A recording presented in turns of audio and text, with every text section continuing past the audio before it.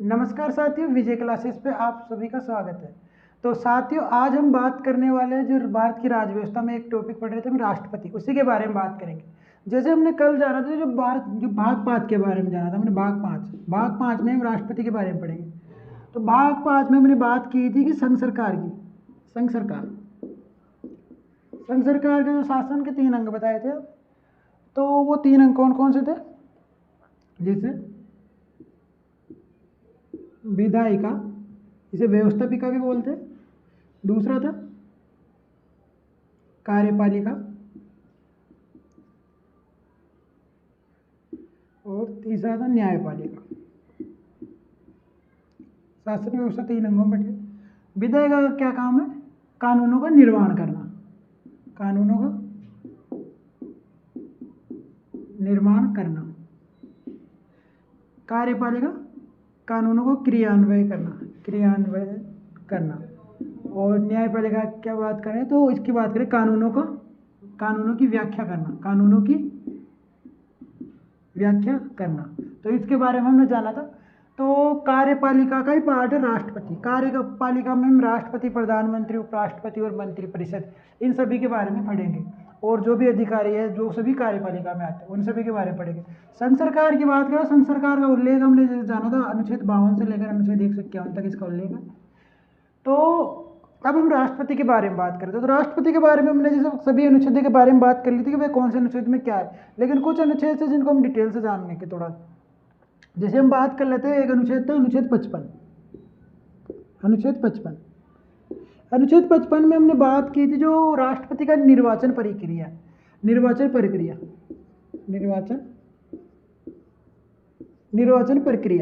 अब इसी के बारे में बात करेंगे, निर्वाचन प्रक्रिया क्या है और इसमें राष्ट्रपति का राष्ट्रपति का निर्वाचन मंडल। तो हमने जाना था कि राष्ट्रपति के जो उसमें कौन कौन भाग लेते हैं निर्वाचन चुनाव में, लेकिन अब हम बात करेंगे जो निर्वाचन प्रक्रिया। इसकी बात करें तो जो राष्ट्रपति का निर्वाचन प्रक्रिया ये कौन सी प्रणाली से होता है? एकल, संकीर्ण, आनुपातिक प्रतिनिधित्व की गुप्त मतदान प्रणाली, इससे राष्ट्रपति का चुनाव होता है। तो इसमें क्या होता है कि जो एक निर्धारित कोटा होता है, तो क्या होता है कि सभी का एक मत मूल्य निकाला जाता है। मत मूल्य फिक्स किया हुआ है। वो इसलिए कि जैसे मान लो अगर उसके हिसाब से जो विधायकों की संख्या है सांसदों की संख्या के हिसाब से लेते हैं, तो कुछ बड़े राज्य है उनमें ज़्यादा विधायक और ज़्यादा सांसद है, तो उनका हिसाब से तो फिर उन्हीं राज्यों का ज़्यादा योगदान हो जाएगा। बल्कि जो छोटे राज्य है उनका तो किसी न किसी राष्ट्रपति के चुनाव में किसी न किसी प्रकार का योगदान नहीं रहेगा। तो इसी को ध्यान में रखते हुए क्या हुआ कि एक विधायकों का मत मूल्य और सांसदों का मत मूल्य निकाला गया। तो हम जान लेते विधायकों का मत मूल्य कैसे निकालते। विधायकों का मत मूल्य, अभी विधायकों का जो मत मूल्य है ना वो कैसे निकालते हैं? तो विधायकों का मत मूल्य निकालेगा, मैंने बताया कि विधायकों का मत मूल्य निकालेगा। कारण क्या रहा कि क्योंकि जैसे मान लो किसी भी विधायक या सांसद है, तो अगर किसी राज्य में ज़्यादा है तो ज़्यादा रहेगा, तो फिर उनका योगदान भी उधर ज़्यादा रहेगा। तो इसके हिसाब से उनको एक मत मूल्य दिया गया। उस मत मूल्य का निकालने का कारण ऐसा रहा जनसंख्या के हिसाब से, जहाँ की जनसंख्या ज़्यादा होगी फिर उस हिसाब से। तो राज्य की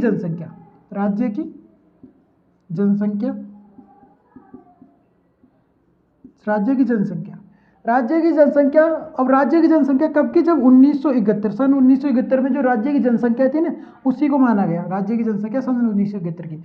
बट्टे में क्या किया गया? जो विधायक है,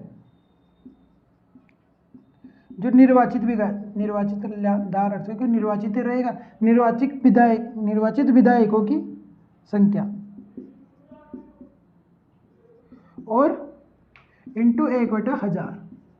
तो इसके आधार पर विधायकों का मत मूल्य कैसे निकाला जाता है? राज्य की जनसंख्या 1971 की जो राज्य की जनसंख्या थी उसमें बटे में भाग करके निर्वाचित विधायकों की संख्या, जो भी राज्य है, जैसे मान लो उत्तर प्रदेश राज्य है, तो उत्तर प्रदेश की जो 1971 में जो जनसंख्या थी उसको उसको यहाँ पे रख देंगे बट ऊपर, और उस बटे में उसके विधायक उस जैसे उत्तर प्रदेश में कितने विधायक है निर्वाचित, उनकी संख्या यहाँ पे नीचे रख देंगे और इंटू 1/1000 इससे गुणा करने के बाद जो संख्या आएगी, जैसे हम सबसे ज़्यादा जो विधायकों की जो सबसे ज़्यादा संख्या है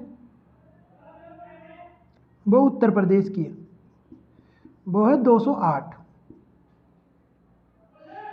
उसके बाद हम बात करें तो जो विधायकों की सबसे ज़्यादा संख्या है उत्तर प्रदेश की। फिर न्यूनतम की बात करें तो सिक्किम, न्यूनतम की बात करें तो सिक्किम, सॉरी विधायकों की नहीं, ये मत मूल्य की संख्या बता रहा हूँ मैं, जो विधायकों का मत मूल्य आया उसकी जो 208 है वो उत्तर प्रदेश का, और सबसे न्यूनतम की बात करें 7 है सिक्किम का। वहीं राजस्थान की बात करें तो हमारे राजस्थान में कितना है, राजस्थान का है 129, ये थोड़ा आपको ध्यान रखना। अब हम बात करते हैं एक सांसदों का मत मूल्य। अब दूसरी बात करते हैं सांसदों का मत मूल्य। अब सांसदों का मत मूल्य कैसे निकालते हैं, सांसदों का मत मूल्य, तो सांसदों का मत मूल्य की बात करें तो जो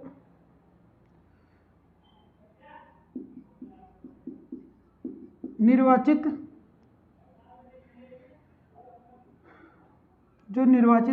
सांसद है बटा जो निर्वाचित विधायकों की संख्या, निर्वाचित सांसदों की संख्या बटा निर्वाचित विधायकों की संख्या। तो इस प्रकार जो जो मत मूल्य निकल के आता है वो 708, ये एक तरह से फिक्स है, ये 708 यहाँ पे निकल के आता है, तो ये फिक्स है। अब हम आगे बात करते हैं निर्वाचन प्रक्रिया। अब चुनाव कैसे होते हैं तो उसी के बारे में हम आगे बात करते हैं।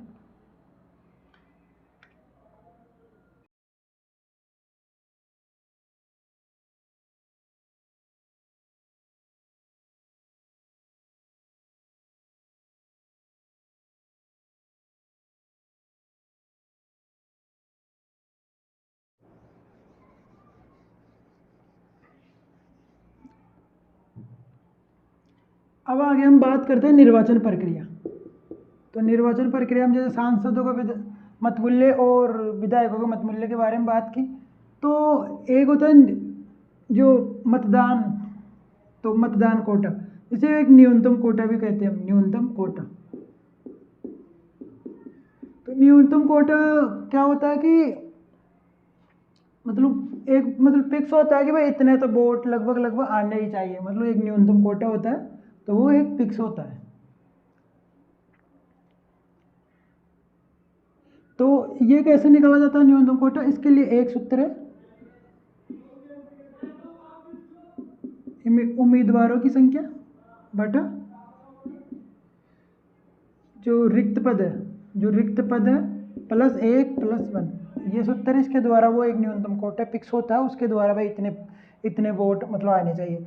तो ये वोट होता है ना, जो एक तो क्या होता है कि इसमें वरीयता क्रम में होता है, वरीयता क्रम, जो राष्ट्रपति के चुनाव में जो वोटिंग होती है वो वरीयता क्रम होती है।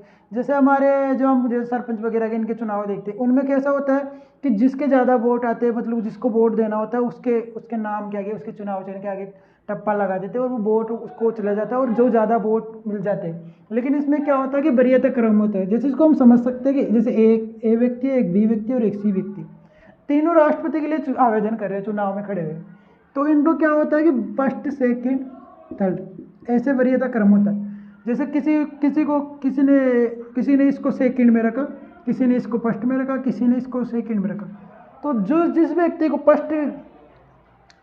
फर्स्ट वरीयता क्रम में जिसको ज़्यादा, फर्स्ट वरीयता क्रम में जिसको ज़्यादा मिला होगा तो वही व्यक्ति विजेता रहेगा, और जिस व्यक्ति को फर्स्ट में नहीं मिलेगा वो विजेता नहीं रहेगा। और अगर मान लो फिर उसके बाद में अगर फर्स्ट किसी को मान लो सेकंड में ज़्यादा मिल रहे हैं, सेकंड वरीयता में ज़्यादा मिल रहे हैं, तो क्या होगा, फिर उस सेकंड वरीयता के आधार पर उसके विजेता घोषित किया जाता है। अगर फर्स्ट में उसके पूरा, अगर वो न्यूनतम कोटा अगर नहीं हासिल कर पा रहा है अगर फर्स्ट वरीयता में, तो फिर उसको सेकंड वरीयता के आधार पर उसको किया जाता है। जैसे हम समझ सकते हैं एक राष्ट्रपति होते हैं वीवी गिरी। तो इन वीवी गिरी की बात करें तो ये एकमात्र ऐसे व्यक्ति हुए थे जो दूसरी वरीयता में राष्ट्रपति बने थे। तो ये दूसरी वरीयता में राष्ट्रपति बनने वाले व्यक्ति थे वीवी गिरी। और अभी तक बाकी से कभी ऐसा जरूरत नहीं हुआ कि सेकंड में, बाकी फर्स्ट में वरीयता में न्यूनतम कोटा जो होता है वो यहाँ पे फिक्स कर लिया जाता है। न्यूनतम कोटा के उम्मीदवारों की संख्या बटा रिक्त पद प्लस 1/+1, ये इसका सूत्र है। तो इस प्रकार इसमें जो राष्ट्रपति का चुनाव है इस प्रकार होता है, हमने जाना। अब हम एक बात और कर लेते हैं, राष्ट्रपति की जो महाभियोग की प्रक्रिया, मतलब तो राष्ट्रपति को किस प्रकार हटाया जा सकता है। बाकी हमने कार्यकाल, योग्यता, इन सभी के बारे में कल बात कर ली थी, शपथ के बारे में। आज हम एक महाभियोग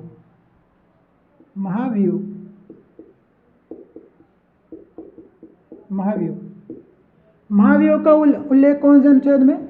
अनुच्छेद 61। अनुच्छेद 61 में जो महाभियोग का उल्लेख है, तो महाभियोग क्या होता है? मतलब अगर संविधान का उल्लंघन किया जाता है, अगर राष्ट्रपति के द्वारा संविधान का उल्लंघन किया जाता है तो उस प्रक्रिया, तो महाभियोग की प्रक्रिया के द्वारा उसको हटाया जा सकता है। इसमें क्या है कि इसका कारण क्या है कि संविधान का उल्लेख करना, मतलब इसका कारण है कि संविधान का उल्लेख करने पर हटाया जाता है।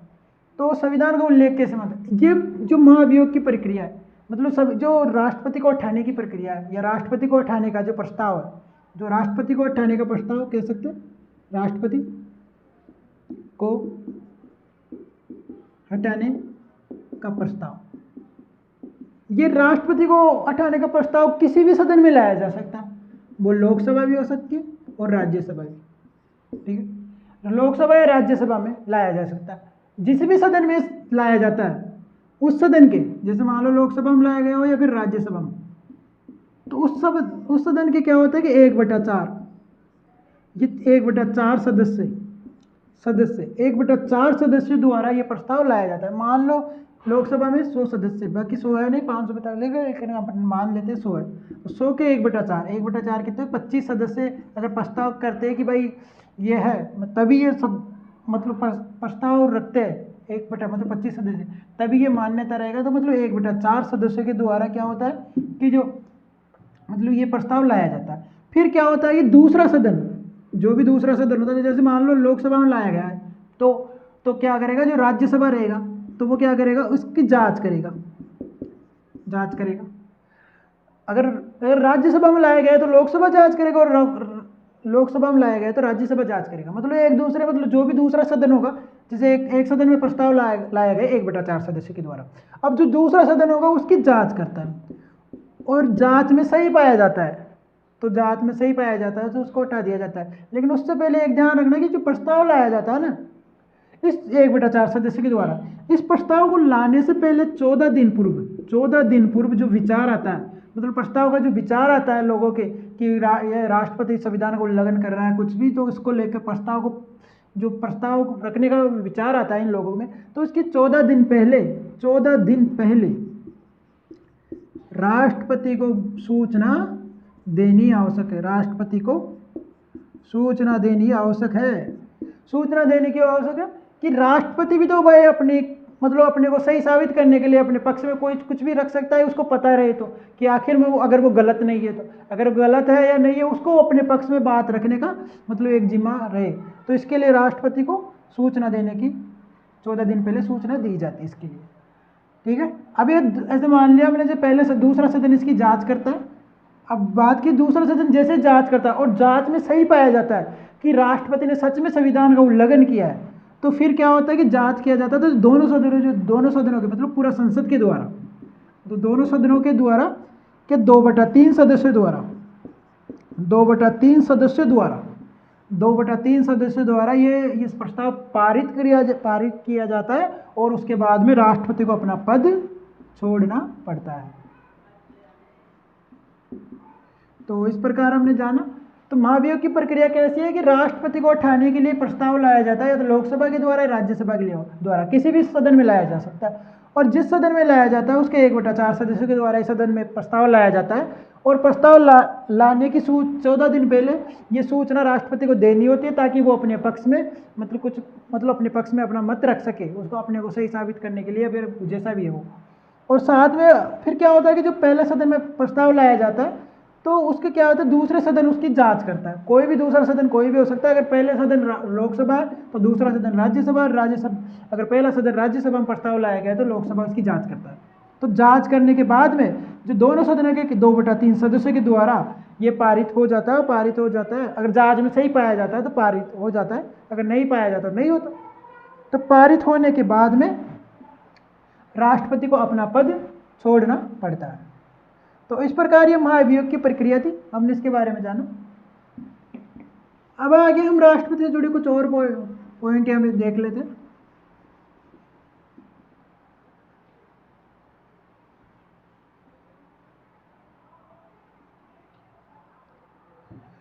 तो एक बात कर लेते, जैसे कुछ दो चार चीज़ों के बारे में। एक मतलब कुछ राष्ट्रपति ऐसे भी हुए थे, मतलब हमने बात की जैसे कुछ राष्ट्रपति हुए जिनकी पद पे रहते हुए मृत्यु हुई।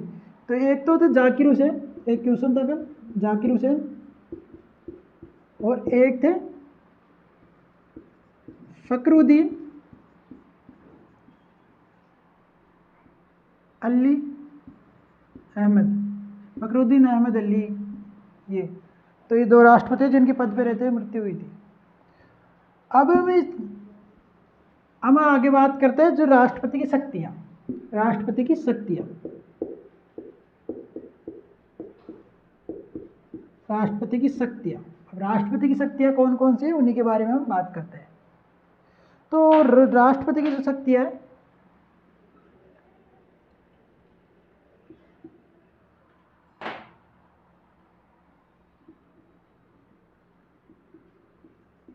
विधायी शक्तियाँ,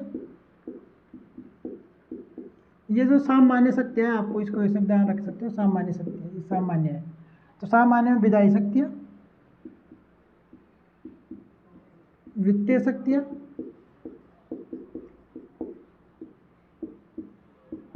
कार्यपालिका शक्तियाँ और न्यायिक शक्तियाँ। तो कौन कौन सी शक्तियाँ है? तो राष्ट्रपति को सामान्य शक्तियाँ कुछ तो, जिनमें विधायी शक्तियाँ, वित्तीय शक्तियाँ, कार्यपालिक शक्तियाँ, न्यायिक शक्तियाँ, और कुछ आपातकालिक शक्तियाँ, आपातकालीन। अब आपातकालीन में जो राष्ट्रीय आपातकाल, राष्ट्रपति शासन वाला आपातकाल और वित्तीय आपातकाल, तीन आपातकाल थे। तो इनके बारे में बात करेंगे। उससे पहले हम बात कर लेते हैं आज थोड़ी कार्यपालिक शक्तियाँ। ये थोड़ा शॉर्ट टॉपिक है, वही क्लास भी खत्म होने वाली है अपनी, तो इसमें थोड़ा सी कार्यपालिका शक्तियों के बारे में बात कर लेते हैं। तो कार्यपालिका शक्तियाँ, कार्यपालिका शक्तियाँ, तो कार्यपालिका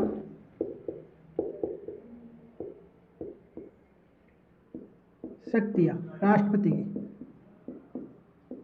राष्ट्रपति की कार्यपालिका शक्तियों की बात करें तो कार्यपालिका शक्तियों में हमें 2 से 3 अनुच्छेद पढ़ने पड़ेंगे। एक अनुच्छेद 53, एक अनुच्छेद 77, एक अनुच्छेद 78 और एक अनुच्छेद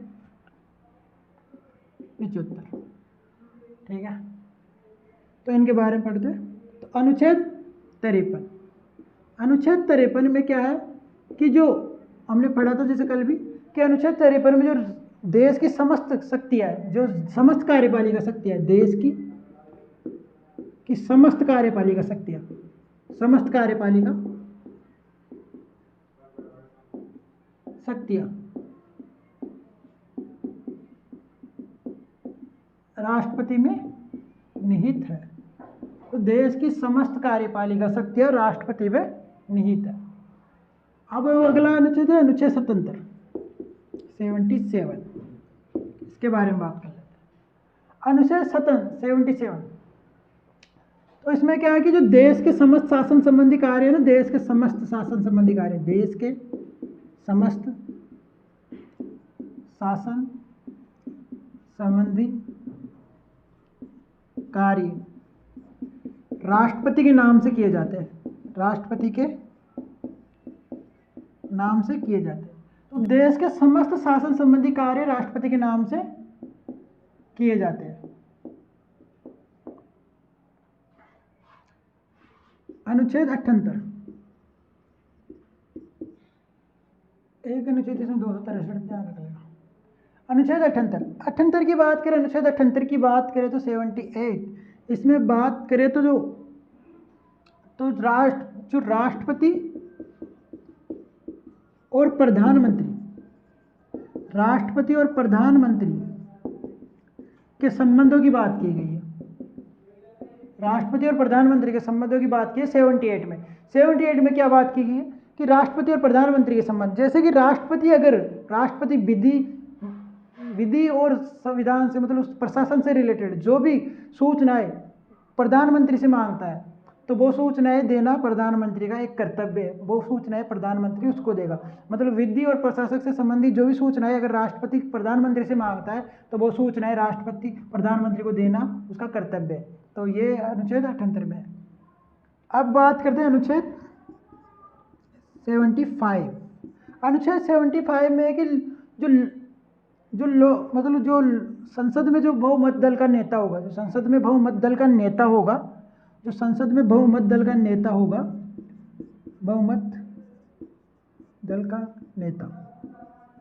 उसको राष्ट्रपति क्या करेगा? प्रधानमंत्री नियुक्त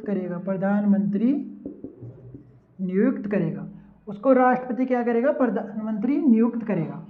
तो बहुमत दल के नेता को प्रधानमंत्री नियुक्त करेगा। और साथ में क्या होगा कि प्रधानमंत्री के परामर्श पे, प्रधानमंत्री के कहने पे और अन्य मंत्रियों की नियुक्ति भी राष्ट्रपति करेगा। और साथ में जो भी मतलब जैसे महान्यायवादी के केंद्रीय वित्त आयोग हुए उसके अध्यक्ष सदस्य और राज्यपाल, उपराज्यपाल, जो विदेश के उच्चायुक्त, राजदूत, इन सभी की नियुक्ति भी और मुख्य जो सर्वोच्च न्यायालय उसके मुख्य न्यायाधीश, इन सब की नियुक्ति भी राष्ट्रपति के द्वारा की जाएगी।